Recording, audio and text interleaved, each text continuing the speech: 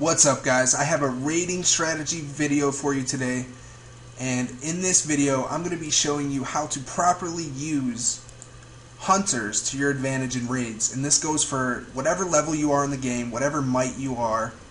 This is going to help you no matter what.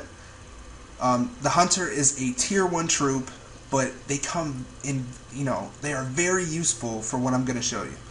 And the reason I choose hunters over pyromancers. Pyromancers' hiring time is 40 seconds compared to hunters is 25 seconds.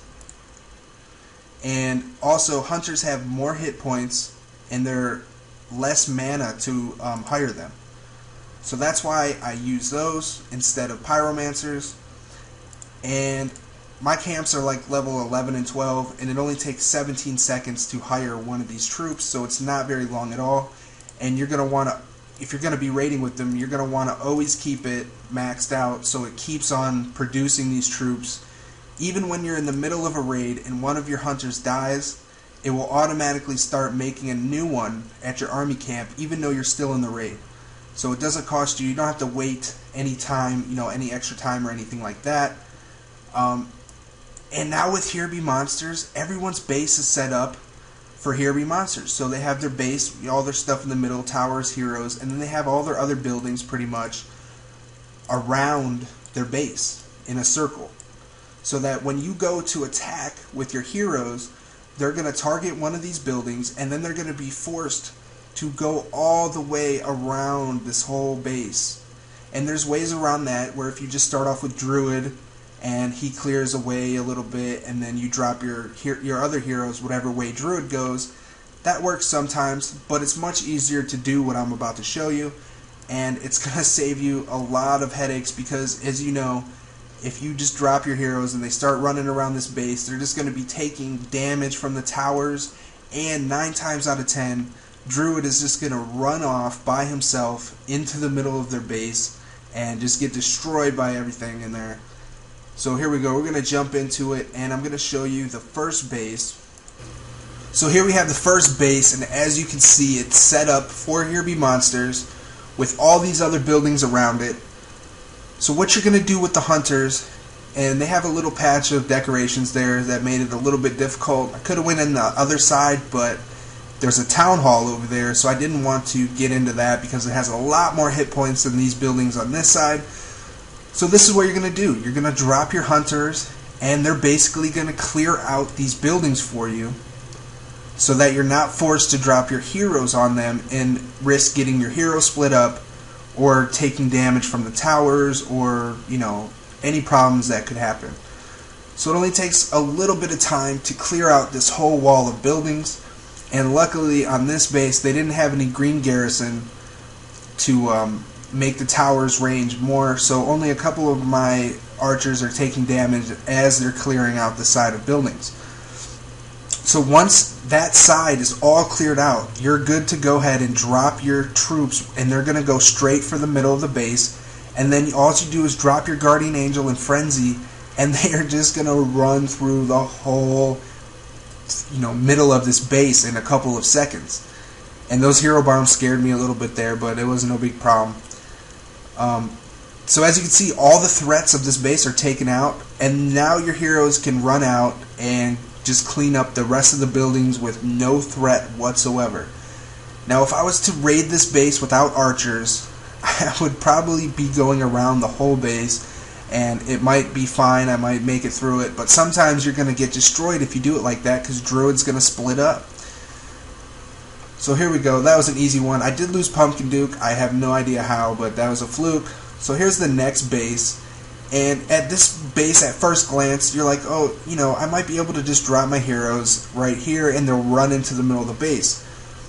But sometimes I try that, I think I'm good, and my heroes still aggro these buildings over here. So we're just going to take these out with the archers, and archers are good because they are a ranged attack, meaning if you were to use Guardians, then they're going to have to be right up on those buildings, putting them closer to the range of the towers. So that's why I use hunters as well. And as soon as these couple buildings are taken out right here, then we're good to just go ahead and drop our heroes without fear of them aggroing an outside building and being forced to run all the way around and aggro, splitting up, stuff like that. So just wait for the archers to destroy these last couple mana vaults here. And I actually didn't notice I could just drop them right in the middle, but hey, you guys get the point. So you drop your heroes, drop Guardian Angel and Frenzy, and they're just gonna clean up the whole middle pretty quickly. And a Guardian Angel and Frenzy combo is so useful for raids and dungeons. For 6 seconds, they're not going to take any damage whatsoever. So you want to make that 6 seconds as useful as possible, which means taking out their heroes pretty much. Alright, we got another base here, and this is set up the same way. It's a little different design, but it has all the buildings going around it. And if you were to not have archers, then your heroes are just going to follow this path all the way around. And ranged heroes like Druid and Spirit Mage and Cupid, they have a different AI than Thunder God and Pumpkin do. So they're ranged attacks, so it takes them a less amount of space to be able to attack a building than Thunder God and Pumpkin do. So that's why they will split off, and Druid will go run for the middle of this base because it could take aggro from, say, these Gold Vault and Mana Vault here that are on this wall, while your non-ranged heroes will just keep going in the circle. You know what I mean? I don't know if I explained that correctly, or even if you guys know what the hell I'm talking about, but it might have made sense. I don't know. But alright, we're just going to do the same thing as in the last two bases. We're going to clear out a little space here so that we have room to drop our heroes without them getting sucked into the circle around the base. And when you get into towers that have garrisons like these ones, level 4, 2, 3, 3, purple garrisons, they're going to eat your heroes up. And if Druid's following your heroes, Druid's not going to get as many hits on the buildings as he should, so he's not going to be healing your heroes. Alright, so we got that cleared out. We're going to do the same thing. GA, Frenzy, and bam. Thunder God procs. All the heroes are gone in seconds. Then we got all these towers, which aren't as powerful without the heroes helping them. And this is real time, guys. It's over in seconds. And then it doesn't matter if they split up after that because there's no real threat to them. So this helps a lot. I remember when Here Be Monsters first came out and bases started getting designed like this, it used to piss me off so bad when my heroes would just circle a base and just get annihilated by towers, and Druid would split off. It's just a bad situation. So hopefully this helps you guys. I'm sure some of you already maybe use this technique, maybe you don't. So I just wanted, it was just an idea I had for the video. I just want to get into more raids and dungeon videos. So this is the first of that pretty much. Here's another base set up like that. We're just going to take out this wall of mana mills, and we're going to take out this army camp. And that's going to give us enough room to where I could drop, rather than drop my heroes by this army camp in the bottom middle here, I'm going to drop it over by where these mana vaults were, because by doing that, the only target it has is the mana vaults on the inside of the base.